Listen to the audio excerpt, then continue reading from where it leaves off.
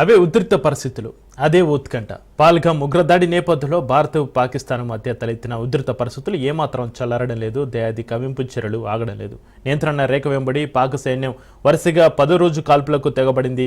జమ్మూ కాశ్మీర్లో కుప్వారా, పూంచ్, రాజౌరి, మోందార్, నౌషేరా, సుందర్బని, అకునర్ తదితర 8 ప్రాంతాల్లో కాల్పులు చోటు చేసుకునే వాటిని సైన్యం గట్టిగా తిప్పికొట్టింది. ఇక పహల్గాం ఉగ్రదాడి అనంతర పరిణామాలు, భారత్ పాకిస్తాన్ మధ్య నెలకొన్న ఉద్రిక్త పరిస్థితులపై కేంద్రం చర్చిస్తోంది.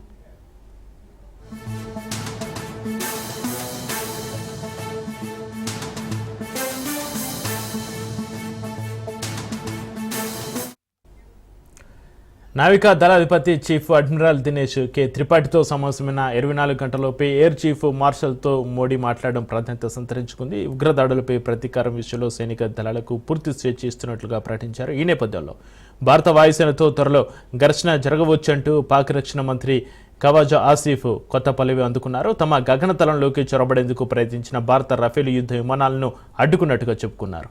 మరోవైపు మిత్ర దేశాల మద్దతు కూడగట్టేందుకు కూడా పాక్ ప్రయత్నిస్తుంది.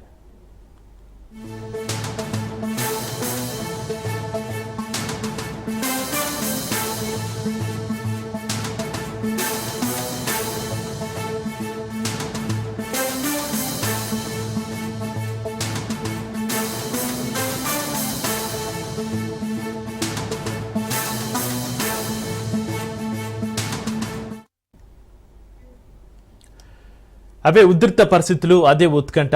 పహల్గాం ఉగ్రదాడి నేపథ్యంలో భారత్ పాక్ మధ్య తలెత్తిన ఉద్రిక్త పరిస్థితులు ఏమాత్రం చల్లారడం లేదు. దయాది కవింపు చర్యలు ఆగడం లేదు. నియంత్రణ రేఖ వెంబడి పాక్ సైన్యం వరుసగా 10 రోజు కాల్పులకు తెగబడింది.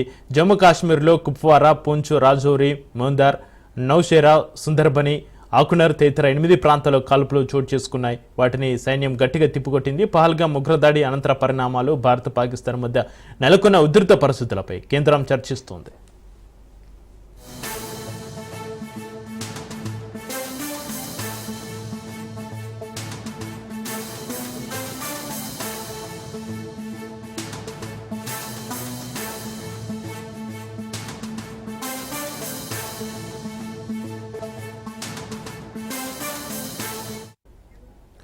నావికా దళాధిపతి చీఫ్ అడ్మిరల్ దినేష్ కె త్రిపాఠితో సమావేశమైన 24 గంటలలోపే ఎయిర్ చీఫ్ మార్షల్స్తో మోడీ మాట్లాడడం ప్రాధాన్యత సంతరించుకుంది. ఉగ్రదాడులపై ప్రతీకారం విషయంలో సైనిక దళాలకు పూర్తి స్వేచ్ఛ ఇస్తున్నట్లుగా ప్రకటించారు. ఈ నేపథ్యంలో భారత వాయుసేనతో త్వరలో ఘర్షణ జరగవచ్చంటూ పాక్ రక్షణ మంత్రి ఖవాజా ఆసిఫ్ కొత్త పల్లవి అందుకున్నారు. తమ గగనతలంలోకి చొరబడేందుకు ప్రయత్నించిన భారత రఫేల్ యుద్ధ విమానాలను అడ్డుకున్నట్టుగా చెప్పుకున్నారు. మరోవైపు మిత్ర దేశాల మద్దతు కూడగట్టేందుకు కూడా పాక్ ప్రయత్నిస్తోంది.